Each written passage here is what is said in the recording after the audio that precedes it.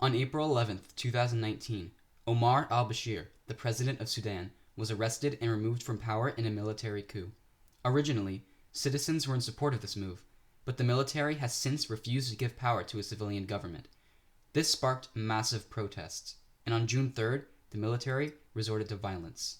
Protesters in Sudan are counting their dead after a brutal crackdown by security forces. A doctors' group says at least 35 people were killed when troops attacked demonstrators on Monday.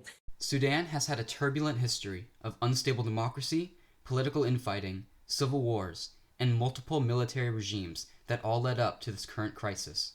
It all started in 1953, when Sudan was still a colony of the United Kingdom. The first Sudanese prime minister was Ismail al-Azari. He was a member of the National Unionist Party, which won a majority of seats in the election. But then a rift formed in the NUP's base of support and caused it to lose the majority. This created a vacuum in which a coalition of three smaller parties joined together to attain the majority and form a government in the 1956 election. But the coalition was only created to take power away from the incumbent party, and the coalition members were never able to work together once they got power. This set a precedent in Sudanese politics. Coalitions would form between disparate parties who never agreed with each other in the first place. And the parties were unwilling to work together and compromise to solve Sudan's problems. This prompted the leader of the opposition, Mohamed Ahmad Magoub, to later describe this alliance as the most catastrophic in the history of Sudanese politics. On August 18, 1955, a demonstration was held in Torit in southern Sudan, and a group of southern soldiers were called in to disperse the crowd. But the soldiers sided with the demonstrators and mutinied. The causes for the demonstration are rooted in the history of the largely Arab North subjugating the largely African South. The North has always benefited from exploiting the South, conducting slave raids, siphoning southern resources, and holding all the political power. When Sudan was under British control, the South was treated as a savage country that needed to be controlled by force, while the North was given extensive political support. When British administrators vacated their positions in preparation for Sudanese independence, less than 1% of them went to Southerners. The Torit Mutiny was an attempt to escape subjugation continuing even into the independent republic. News spread about the mutiny, and Southern soldiers across the country followed suit, beginning the Sudanese Civil War. In 1958, the Prime Minister, Abdallah Khalil, was worried that a new coalition would form that would exclude his party and subsequently remove him as Prime Minister. He concluded that the only way to ensure that this didn't happen is if the military assumed control of the government. So he asked Commander-in-Chief Ibrahim Abboud to perform a military takeover. Abboud said that he was approached by Khalil, who said, "The political situation was going from bad to worse. Serious and dangerous events might result from this situation, and there is no way out but for the army to take over." Abboud obliged, and took power on November 17, 1958. He would rule for 6 years. Khalil's move proved that Sudan's politicians cared more about the success of their party than the country as a whole, even willing to hand the government over to the military to ensure that they won't lose power.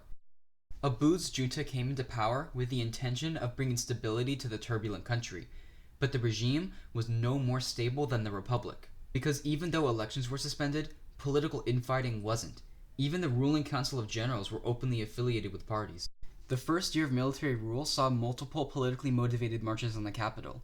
2 brigadiers marched on Khartoum to remove Abd al-Wahhab for being an Ulum supporter, and include themselves in the ruling council. After this march succeeded, the same 2 generals marched again only 2 months later to remove Hassan Bashir, accusing him of being an Ulum supporter too. During the 1960s, the southern rebel force Anyanya built up a substantial cache of weapons and ramped up the intensity of their attacks, with the conflict escalating into full guerrilla warfare. Meanwhile, the military regime in Khartoum was unable to peacefully end the war, frustrating many Sudanese citizens. Students in Khartoum held open debates about how to end the civil war, and decided that the military regime was holding back peace talks and needed to be removed. The military then outlawed these debates, but they continued despite this order. The dispute ended with the police opening fire on a meeting, killing 1 student and injuring another. This act of violence against a peaceful meeting outraged all of Sudan. Lawyers, judges, trade unions, students, and other professionals joined together in the Professionals Front and led a national strike of all sectors of the economy that crippled Sudan. In what became known as the October Revolution, Abboud's regime was dissolved and a transitional government was formed. Sudan's second democratic period was characterized by fragmentation and disorder. The number of parties in the 1965 election was 12, but this rose to 28 in 1968. A new coalition was formed, but lasted less than a year before it resigned. All coalitions made were only out of the pursuit of power, not of bettering Sudan. Political fighting and gridlock halted any real progress with the worsening economic conditions and the civil war, and whenever a dispute would arise, a member of the coalition would resign, prompting another group of parties to take over in their place.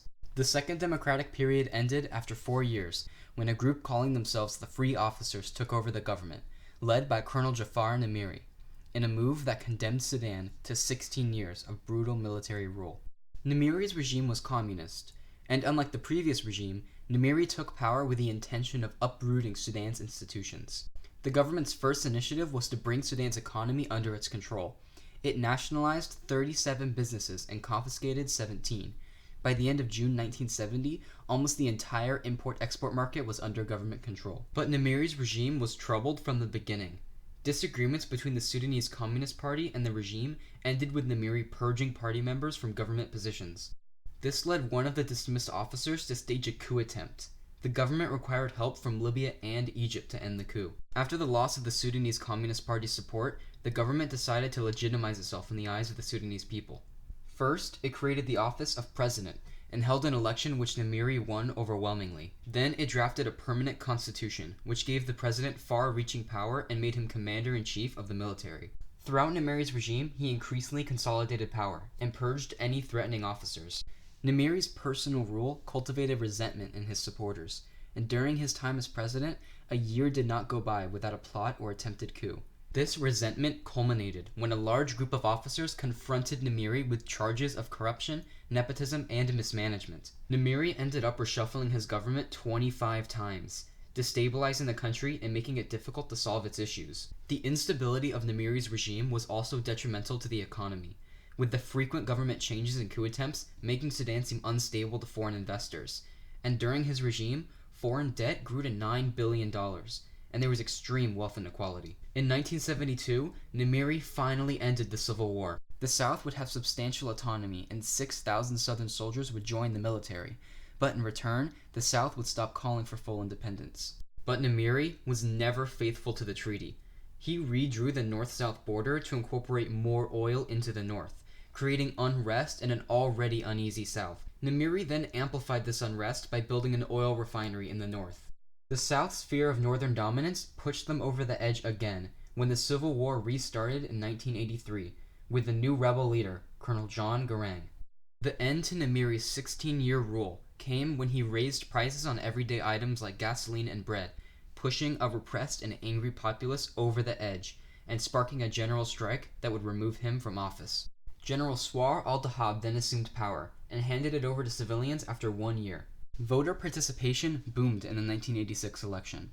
73% of eligible voters participated, compared to 45% in the previous election. But these voters were more divided than they've ever been. The number of parties jumped from 28 in 1968 to 40 in 1986, and these parties were increasingly fragmented and unwilling to work together. The first government was formed with Sadiq al-Mahdi as prime minister, but it collapsed within 3 months. After the next 2 governments collapsed, Mahdi thought the government was unable to function, and so he ran it himself instead of forming a new coalition for almost a year. The civil war had now displaced millions of people and killed hundreds of thousands, but a peace deal still eluded Sudan. This was because Sharia law had been an ambiguous part of the constitution since 1973, and Southern rebels would only negotiate if the deal included the abolition of Sharia law. They eventually brokered a deal with the DUP that included the abolition, but the National Islamic Front responded by organizing a rally of 100,000 people to show the support of Sharia. The military then sent suggestions to the government, telling them, among other things, to end the war in the South with the abolition of Sharia. The next government formed and promised to follow through on the military's plans. But then General Omar al-Bashir took over the government to prevent the abolition of Sharia from taking place. The regime formed a 15-man council to run the country, suspended the constitution, and banned all political parties. In 1991, the government passed the Criminal Act, which introduced Sharia law into all provinces but the still rebellious South. In 1993, the ruling council was disbanded, and Bashir was appointed president. There was a conflict brewing between Arab and African tribes in the region of Darfur for decades. In a combination of devastating droughts, a rapidly increasing population, and Arab migrants from the Libyan-Chad War moving into the African fur tribe's homeland, Arab supremacist raiders known as Janjaweeds eventually started raiding African villages. In 2003, open conflict began between Darfur rebels and the Sudanese government. The government armed and trained Janjaweed militias to help in the fight against the rebels. But these militias would then go on to raid African villages, burning homes, shooting villagers, and destroying crops. The International Criminal Court implicated Sudanese forces and President Bashir in these crimes. In 2009, the ICC issued a warrant for his arrest. The North and South finally came to a peace treaty in 2005 that would leave a 6-year interim period, where Sudan and South Sudan would remain one country before a vote for Southern independence. During this time, the North tried to entice the South to vote for unity. This plan failed on February 11, 2011, when South Sudan voted almost unanimously to finally gain their independence. This brings us to today, July 6, 2019. After months of demonstration and violence, protesters and the military finally came to an agreement regarding the transfer of power on July 4th. Civilians and the military will share power for just over 3 years until free elections will be held. A military general will lead a joint council for 21 months, then a civilian will lead for the remaining 18 months. And of the remaining council members, 5 will be military, 5 will be civilian, and 1 will be jointly nominated.